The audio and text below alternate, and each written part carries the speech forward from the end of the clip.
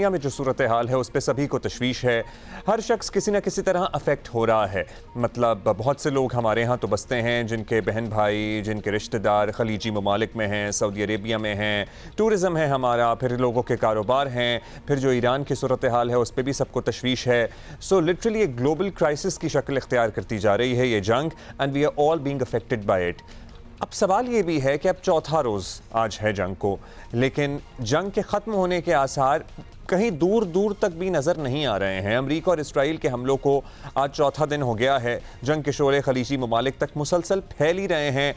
Iran भी मुज़ाहिमत कर रहा है, वो भी पीछे नहीं हट रहा। माली नुकसानात के अलावा इसराइलियों के साथ ख़ुद अमरीकी फ़ौजियों की हलाकतों की भी इत्तलात आ रही हैं। तशवीशनाक बात यह है कि जंग फौरी तौर पर ख़त्म होने के आसार दिखाई नहीं दे रहे हैं। ईरान पर अमरीकी और इसराइली हमलों में शुहदा की तादाद 787 हो गई है। हर गुजरता दिन बता रहा है कि अमरीका के पास ईरान पर हमले का कोई जवाब था और ना ही कोई और वजह। खुद अमरीकी मीडिया कह रहा है कि ट्रंप के पास जंग जल्द ख़त्म करने का कोई प्लान ही सिरे से मौजूद नहीं, और जहां तक रिजीम चेंज का हदफ हासिल करना था आयतुल्लाह खामेनी की शहादत के बाद, क्या वो हदफ हासिल हो गया? नहीं। क्या वो हदफ हासिल होता हुआ दिखाई दे रहा है? अभी फिल वक्त नहीं। सो इसका आखिर क्या है, ये भी एक अहम सवाल है। ट्रंप और इनके वज़रा की जानिब से जंग शुरू करने की वजाहतें literally it's more than a satire, बहुत मज़े का खेज़ है। ईरान ऐसे मिसाइल हासिल कर सकता था जो अमेरिका तक पहुंच सकते थे।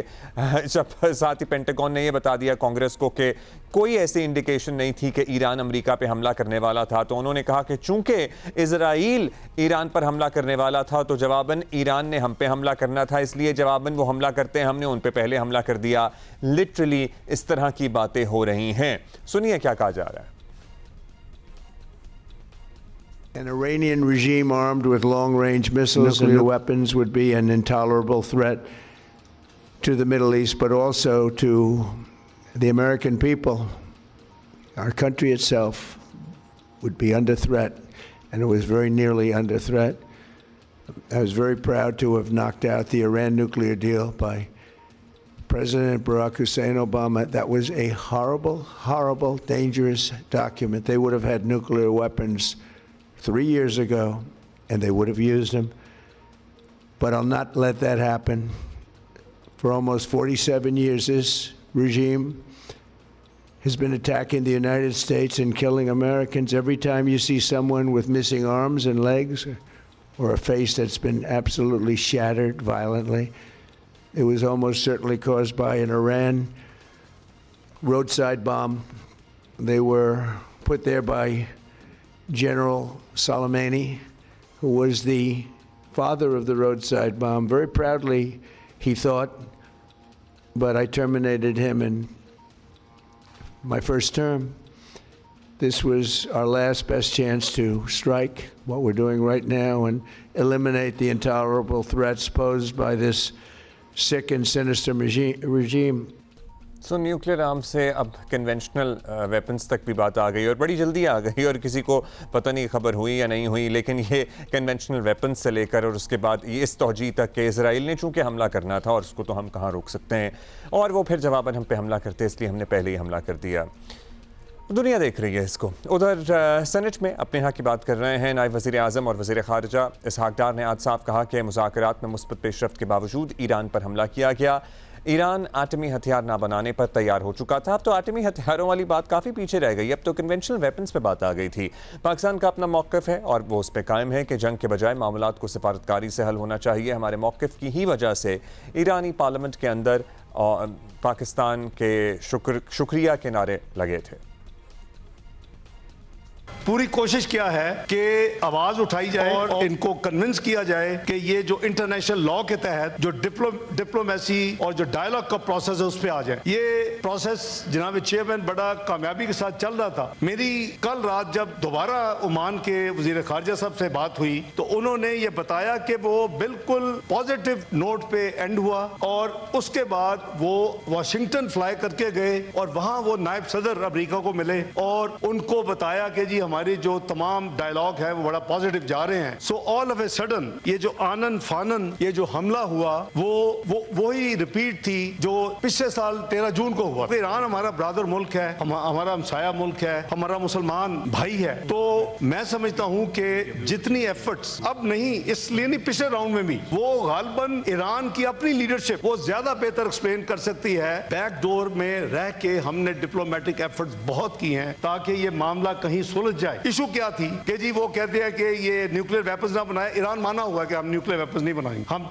इसके लिए तैयार हैं, हम रिकॉर्ड पे हैं। मेरा ख्याल है कि हम अकेला मुल्क है जिसने कंडेम किया है उसे। मैंने नहीं किसी और की देखी अपना स्टेटमेंट। चेयरमैन साहब, it took me not more than 15 minutes to decide कि हमने कंडेम करना है। मुझे पता है कि रेजिस्टेंस होती है कई एरिया से। मैंने कंडेम किया, रिकॉर्ड में मौजूद है। आप वेबसाइट पे चले जाएं, आप ट्विटर पे चले जाएं, पाकिस्तान की स्टेटमेंट पाकिस्तान के बिहाफ पे, पाकिस्तान की आवाम के बिहाफ पे मौजूद है और उसको ईरान ने अप्रिशिएट किया। अच्छा जी, अभी ज़रा इसको समझने की कोशिश करते हैं। And what's next is an important question. इस पर ज़रा बात करेंगे। डॉक्टर मलीहा लोधी साहिबा ने हमें ज्वाइन किया है, सीनियर सफारतकार हैं। डॉक्टर साहिबा शुक्रिया। डॉक्टर साहिबा 4 दिन हो गए हैं और अब ये बात काफ़ी हद तक सामने आ चुकी है। हमेशा की तरह it's the same play book कि कोई जवाज़ नहीं था ईरान पर भी हमले का और ना ही कोई काबिल कबूल वजह थी। लेकिन इस जंग का अंजाम क्या होगा ये भी किसी को नहीं पता अपेरेंटली। अभी तो यही लग रहा है, ये तो बड़ी ख़तरनाक बात है। बिल्कुल ख़तरनाक बात है, इसलिए कि अमेरिका के अंदर सवाल उठाए जा रहे हैं कि ट्रंप इंतज़ामिया चाहती क्या है और वजह क्या थी।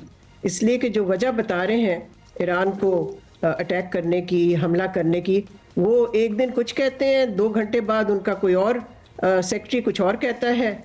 तो मैं समझती हूँ कि असल मकसद तो यही था कि इजराइल के साथ मिल के रेजीम चेंज करना और ईरान को बिल्कुल ही कमज़ोर करके जिस हद तक वो कर सकते हैं करना।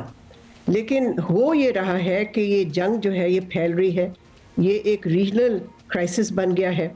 और अगर आप देखें कि ईरान की क्या स्ट्रैटेजी है, जो मैं समझती हूँ कि अमेरिका शायद नहीं एक्सपेक्ट कर रहा था, शायद इजराइल भी ना एक्सपेक्ट कर रहा हो, और वो ये है कि उन्होंने जो जवाबी कार्रवाई की है, जो हमले कर रहे हैं इस वक्त मिसाइल के ज़रिए अमेरिकन इंस्टॉलेशंस पे, अमेरिकन बेसिस पे जो जीसीसी कंट्रीज़ में हैं, उसका मकसद ये है कि they want to raise the costs, यानी कि वो पेन इन्फ्लिक्ट करना चाह रहे हैं जिससे कि फिर ये जो जीसीसी के मुल्क हैं ये भागे हुए जाएं वॉशिंगटन और वहाँ कहें कि ये बंद करें जंग, इसलिए कि हम पे भी हमला हो रहा है और हमें बहुत नुकसान हो रहा है। नुकसान तो हम अंदाज़ा नहीं लगा सकते, इस पर भी आगे चलकर हम बात करें कि कितना नुकसान हो रहा है आज इन माशी एतबार से और दीगर पहलुओं पे।